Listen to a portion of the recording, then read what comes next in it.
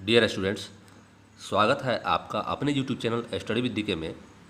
बच्चों, JCERT ने JAC board term 2 exam के लिए मॉडल प्रश्न पत्र जारी किया है। क्लास 9th के लिए मैथमेटिक्स के लिए जारी किए गए मॉडल सेट 1 में सेक्शन ए का हम लोग हल देखते हैं। सेक्शन ए में अति लघुत्तरीय प्रश्न दिया गया है और उसमें 7 प्रश्न दिया गया है। 7 प्रश्नों में से आपको परीक्षा में 5 प्रश्नों का उत्तर देना होगा और प्रत्येक प्रश्न 2-2 अंकों के लिए होगा। सेट 1 में देखते हैं मैथमेटिक्स का क्लास 9th वाला जो है पहला क्वेश्चन क्या है। पहला क्वेश्चन है आपका एक चतुर्भुज के कोण 3:5:9:13 के अनुपात में है। इस चतुर्भुज के सभी कोण ज्ञात कीजिए।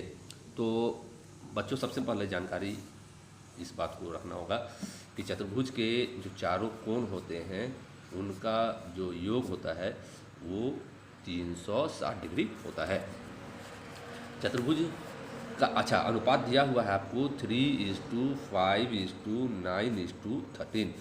यहाँ पर आप एक नियतांक या कांस्टेंट मान लेते हैं कि वो x है। कांस्टेंट जो है एक नियतांक या कांस्टेंट वो x मान लेते हैं। तो यहाँ पर 3x + 5x + 9x + 13x = हो जाएगा 360 डिग्री। इस सबको जोड़ दीजिए तो हो जाता है आपको 30x = 360 डिग्री।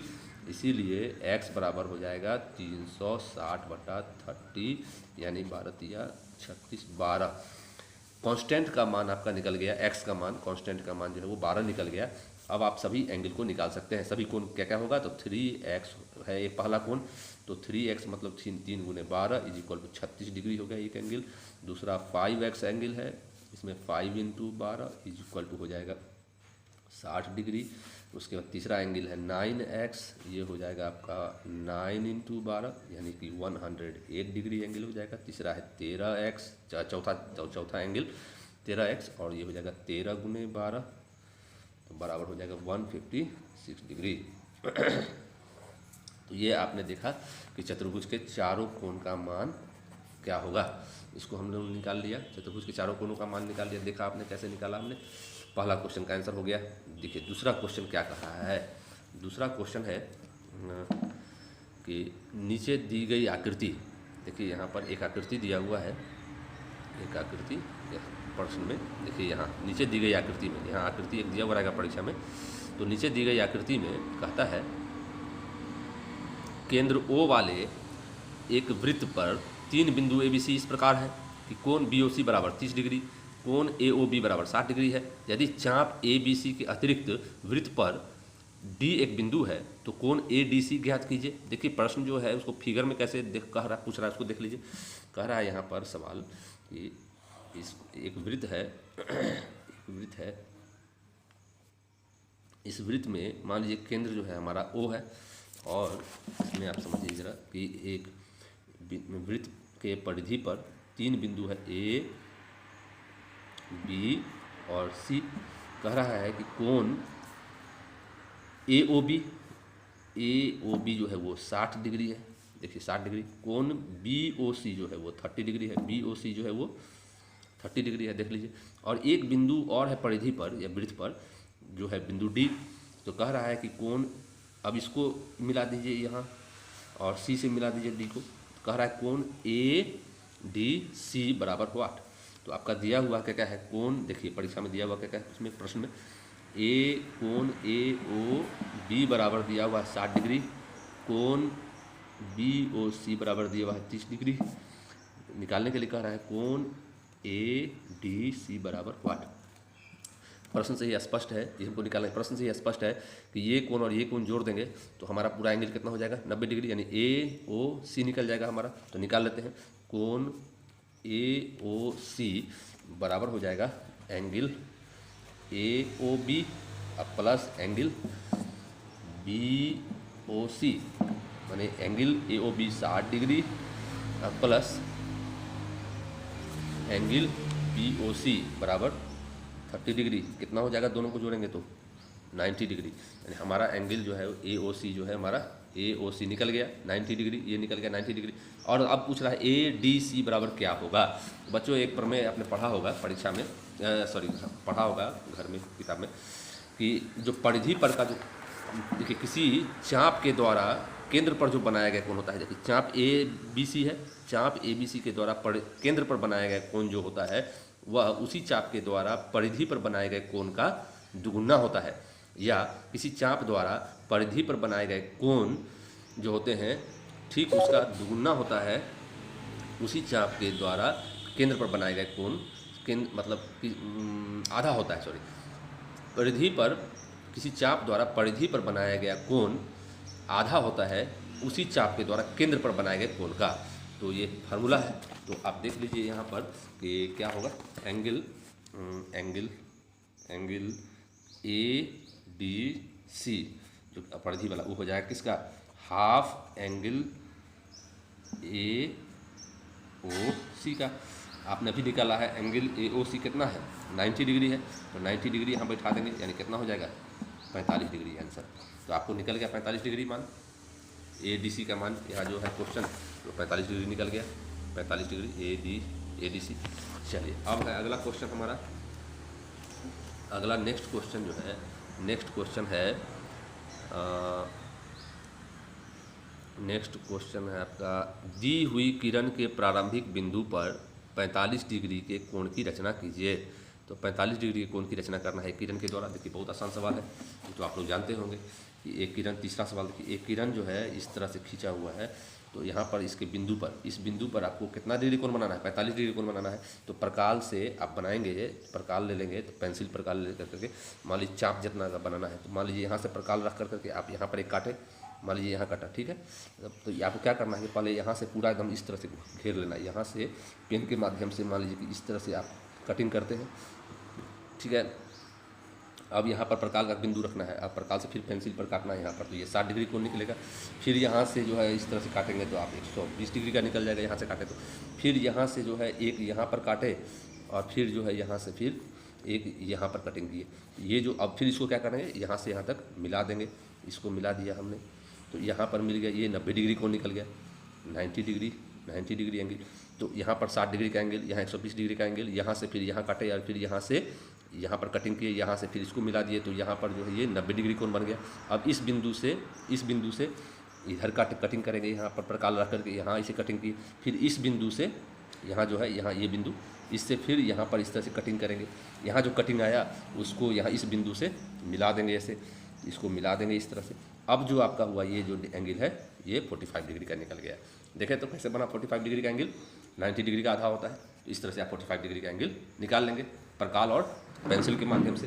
क्वेश्चन संख्या 4 नंबर देखिए, क्वेश्चन संख्या 4 क्या कहता है, क्षेत्रफल निकालने के लिए आया है।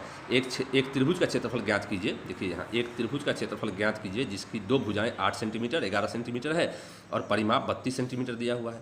तो परिमाप दिया हुआ है 32 सेंटीमीटर। देखिए परिमाप को हम लोग क्या लिखते, चौथा क्वेश्चन, परिमाप को हम लोग शॉर्ट में लिखते हैं S, तो और अच्छा भुजा को लिखते हैं ABC। तो त्रिभुज की जो भुजा है A बराबर आपका दिया हुआ है 8 सेंटीमीटर, B बराबर दिया हुआ है 11 सेंटीमीटर और C हम लोगों को पता ही नहीं है, और S माने परिमाप दिया हुआ है 32 सेंटीमीटर।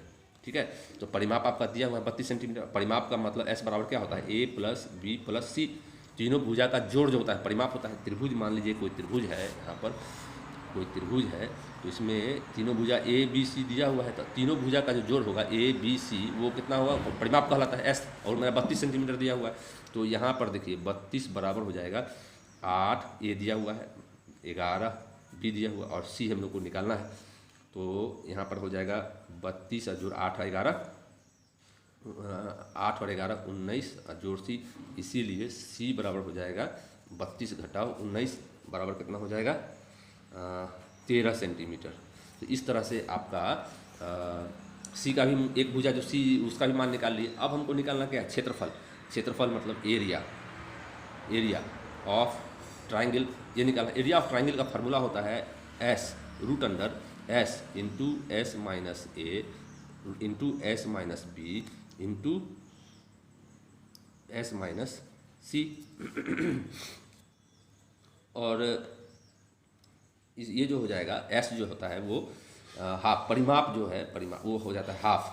तो एस जो हो जाए, ये परिमाप जो है वो निकल जाएगा आपका 32/2 अर्ध परिमाप। इसमें जो होता है वो अर्ध परिमाप होता है, सेमी अर्ध परिमाप। तो अर्ध परिमाप जो हो जाएगा वो हो जाएगा आपका 16 दूनी 32, 16 यहाँ रखा जाएगा। 16 इंटू 16 घटाओ 8 इंटू 16 घटाओ 11 इंटू 16 घटाओ 13, ये सब रूट अंडर है। और ये हो जाएगा 16 इंटू 8 इंटू 5 इंटू 3, ये सब रूट अंडर है। इसको आप हल करेंगे तो आपका हल का जो मान हो जाएगा वो हो जाएगा 8 into root under 30 centimetre square. ये आपका आंसर हो जाएगा। देखिए एरिया में जो एस है वो परिमाप का आधा होता है ना। तो इसको आप s/2 या s1 समझ लीजिए। तो s बराबर जो s1 बराबर जो हो जाएगा s/2 हो जाएगा, और वो हो जाएगा 32/2 और बराबर हो जाएगा 16। तो इस तरह से हमने किसी त्रिभुज का क्षेत्रफल निकाल लिया 8√30। अगला क्वेश्चन है आपका अगला क्वेश्चन कि एक टीम ने फुटबॉल के 10 मैचों में निम्नलिखित गोल किए। आप देखिए यहाँ पर गोल जो है 2 3 4 5 0 1 3 3 4 3 दिया हुआ है। यहाँ पर देखिए, यहाँ इसका कथन माध्य निकालने के लिए। तो देखिए माध्य निकालने का जो फार्मूला है वो क्या होता है, जितना भी गोल किया माध्य, क्वेश्चन संख्या 5 है, माध्य बराबर होता है, माध्य बराबर 2 जोड़ 3 जोड़ 4 जोड़ 5 जोड़ 0 जोड़ 1 जोड़